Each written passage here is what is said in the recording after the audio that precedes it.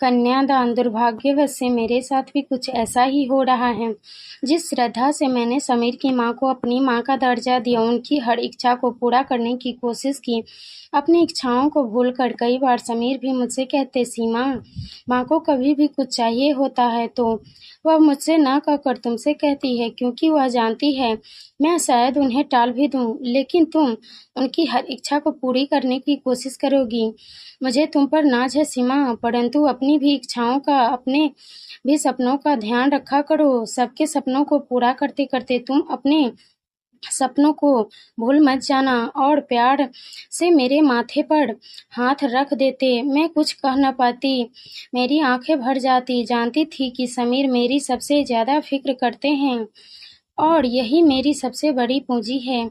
आज जब माँ ने मुझे फ़ोन से यह सूचित किया कि पिताजी की बाईपास सर्जरी करवानी पड़ेगी, जल्द से जल्द ऑपरेशन करवाना होगा, तो मेरे पैरों तले ज़मीन खिसक गई। मैंने जब माँ से पूछा ऑपरेशन के खर्च के बारे में, तो बोली, सीमा, ऑपरेशन तो बहुत महंगा है बेटी, परंतु तेरे पापा की कुछ जमा पूंजी है और कुछ पैसे भविष्य निधि से भी आ जाएंगे, बाकी तुम्हारे चाचा जी से उधार ले लेंगे। इंतजाम तो हो जाएगा बेटा। रवि को भी सूचित कर दिया है, वह भी शाम तक दिल्ली से यहाँ लखनऊ आ जाएगा। तुम चिंता मत करो, बस हो सके तो ऑपरेशन के वक्त यहाँ रहना। तुम्हारे पापा को अच्छा लगेगा। जब वह अपने दोनों बच्चों को अपनी आंखों के सामने देखेंगे तो उन्हें बहुत सुकून मिलेगा और हिम्मत भी बंधी। बड़ी बहन को देखकर रवि को भी हिम्मत मिलेगी। इस बुरे दौर से उबरने की कितने दिनों से तुम लखनऊ आई भी नहीं हो। और हाँ, एक बात और, दामाद जी से भी ये बिल्कुल भी मत कहना कि हमने पैसे तुम्हारे चाचा चाची जी से उधार लिए हैं। तुम्हारे पिताजी कभी भी तुमसे और दामाद जी से पैसे नहीं लेना चाहेंगे। तुम तो उन्हें जानती हो ना। बस बेटी, जल्द से जल्द लखनऊ आने की कोशिश करना। मैं माँ से कुछ कह न पाई। दुख, चिंता और इस पराएपन की तकलीफ ने मुझे खोखला सा बना दिया था। दिल तो कह रहा था कि तुरंत समीर से कहे कि 10 लाख रुपए पापा के अकाउंट में ट्रांसफर कर दे, पर जाने क्यों वह रुक गई। वह जानती थी कि समीर के पैसे उसी के पैसे हैं और समीर कभी मना नहीं करेंगे, परंतु फिर भी कदम क्यों रुक गए। समीर ने यह पैसे फ्लैट बुक करने के लिए जमा किए थे। उनका सपना है कि हमारा अपना घर हो, अपने नन्हे मेहमान का आगमन अपने घर में हो। माँ जी ने सभी को अपने नए घर के बारे में बता रखा है और उस पर से समीर कुछ भी आर्थिक मदद नहीं लेना चाहती है, परंतु मैं तो बस अपने पापा की जान बचाना चाहती हूँ और मैं यह कतई नहीं चाहती कि पापा मेरे होते हुए अपने छोटे भाई से मदद ले। चाची हर बार माँ को कितना कुछ सुनाती है, ऐसे में फिर उनके सामने हाथ फैलाना उचित नहीं।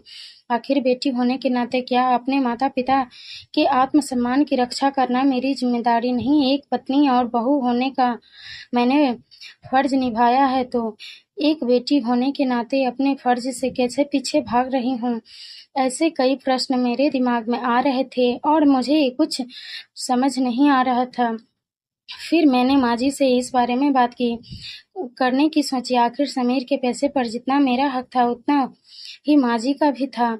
उनका जवाब उम्मीदों के विपरीत मिला। माँ जी ने मुझसे कहा, देखो बहू, तुम्हारी चिंता अपनी जगह सही है, परंतु यदि उन्हें पैसे की ज़रूरत होगी तो वो खुद समीर से मांग लेंगे। तुम्हारी माँ ने तो तुमसे कोई मदद नहीं मांगी और वैसे भी ये रुपए समीर ने कितने सालों से जमा किए हैं। तुम्हें तो पता है कि कब से वो एक घर लेने की सोच रहा है और सबसे बड़ी बात कि अब तुम हमारे घर की बहू हो। अच्छा होगा कि तुम अपने मायके के घर के सारे मामलों से दूर ही रहो। हाँ, यदि तुम लखनऊ जाना चाहती हो तो जा सकती हो। वो बात और है कि तुम्हारे छोटे भाई को भी अपनी जिम्मेदारी समझनी चाहिए। मुझे लगा कि मैं वही जड़वत खड़ी रहूं, मानो मैं अब और कुछ सुनने समझने की स्थिति में नहीं थी।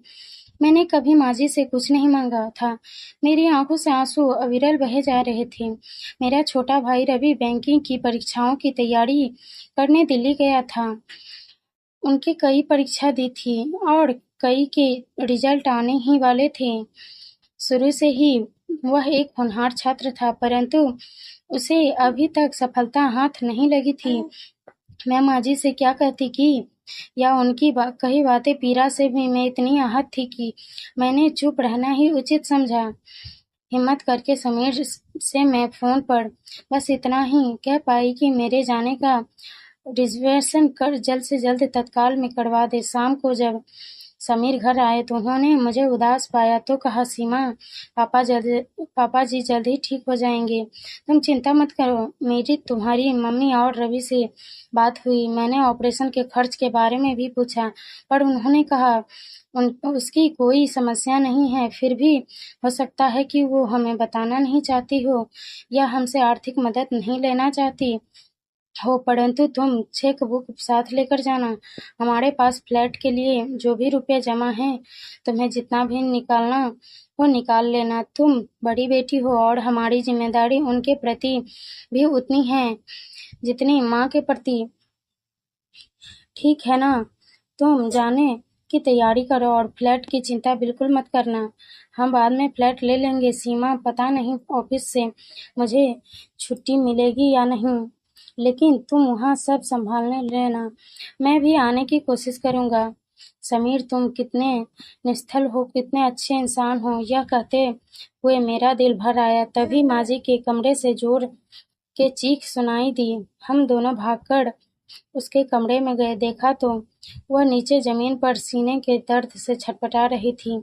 समीर ने तुरंत एम्बुलेंस बुलवाया। माँ जी को हार्ट अटैक आया था और शरीर का आधा भाग लकवाग्रस्त हो गया था, परंतु समय पर इलाज और अच्छे डॉक्टरों की टीम ने उसकी जान बचा ली। 3 दिन आईसीयू में रहने के बाद माँ जी हमसे बात कर सकी। उन्होंने सर्वप्रथम मेरे पिताजी के बारे में पूछा। माँ जी, पापा का कल ही ऑपरेशन हुआ है, वो अब बिल्कुल ठीक हैं। आप चिंता मत करिए, आपको आराम की ज़रूरत है। माँ जी की आंखों में से आंसू बहने लगे। उन्होंने मुझे पास बुलाया और मेरा हाथ अपने हाथों में लेकर कहा, मुझे माफ़ कर दे बेटी, मेरी जगह से तू अपने पिताजी के ऑपरेशन में नहीं जा पाई। मैंने तुझे तुम्हारे माता-पिता की आर्थिक मदद करने से रोका था और रुपए तो फिर मेरे पीछे चले ही गए। कभी-कभी हम बड़े होकर भी कितनी छोटी सोच रखते हैं। तुमने जितना मेरा सम्मान किया, उतना स्नेह और सम्मान तो एक बेटी भी नहीं करती। माँ जी यह कहकर फूट-फूट कर रोने लगी। समीर मेरी तरफ आश्चर्य से देखने लगे, मानो वो अपनी माँ की कही बातों को समझने की कोशिश कर रहे हों। मैंने मुस्कुराते हुए माँ जी से कहा, माँ जी, अब आप ये सब भूल जाइए। चलिए मैं आपको एक खुशखबरी सुनाती हूँ। रवि का सरकारी बैंक में अफसर पद पर चयन हो गया है। माँ और पापा बहुत खुश है और मैंने माँ से बात कर ली। हम पापा के अकाउंट में कुछ रुपए भेज रहे हैं। माँ तो हमसे मदद लेने की बिल्कुल खिलाफ थी। बार-बार यही कह रही थी कि हम कन्यादान कर चुके हैं, बेटी दामाद के से मदद लेना ठीक नहीं लगता। लेकिन जब समीर ने उनसे कहा, कन्यादान करके आपने ऐसे संस्कारों और गुणों का मेरे घर दान किया है जिससे मेरे घर का वातावरण और मेरा जीवन धन्य हो गया। अब हमें पराया न समझे। सीमा का क्या आप पर और पापा पर कोई हक नहीं? क्या दामाद होने के नाते मेरा कोई दायित्व नहीं? आप लोगों का आशीर्वाद रहा तो पैसे मैं फिर कमा लूँगा और उन रुपयों का क्या मोल जो अपनों के काम ना आ सके। माँ जी ने समीर की तरफ देखा और कहा, माँ की गलती को बेटे ने सुधार लिया। एक माँ के लिए इससे बड़ी बात क्या हो सकती है और क्या हो सकती है। हम माँ जी को घर ले आए। उनके इलाज में काफ़ी पैसे लग गए थे। कुछ रुपए हमने पापा के अकाउंट में भी ट्रांसफ़र कर दिए। रवि ट्रेनिंग के लिए दिल्ली चला गया। माँ को अब चाचा जी से रुपए उधार लेने की ज़रूरत नहीं पड़ी। रवि की सफलता की खुशी ने पापा को ठीक होने में दवाइयों से ज़्यादा मदद की।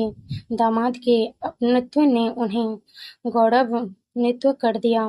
वह खुशी से फूले नहीं समा रहे थे। मैं हर रोज उनको फोन पर बात करती। माँ जी की तबीयत की वजह से मैं लखनऊ तो नहीं जा पाई, परंतु समीर और मैं प्रतिदिन 3-4 बार जरूर पापा से बात करते।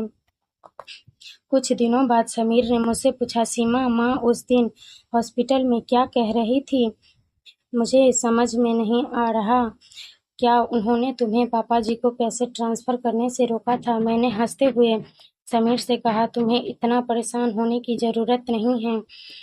यह सास बहू के बीच का मामला है।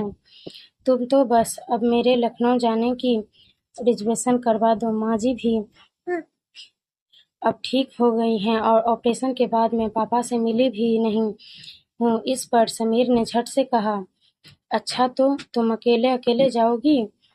लखनऊ जाना चाहती हो? आखिर मुझे भी मेरे ससुराल जाने का मौका दो। सरिता मौसी से मिलने यहाँ आने वाली हैं। माँ ने कहा कि मैं भी तुम्हारे साथ चलूंगी। लखनऊ जाऊं माँ के पास? सरिता मौसी तो रहेंगी ही। मैं और समीर एक दूसरे को देखकर मुस्कुरा रहे थे। कहानी पसंद आई हो तो प्लीज़ लाइक सब्सक्राइब जरूर करिएगा। वीडियो को लास्ट तक देखने के लिए धन्यवाद।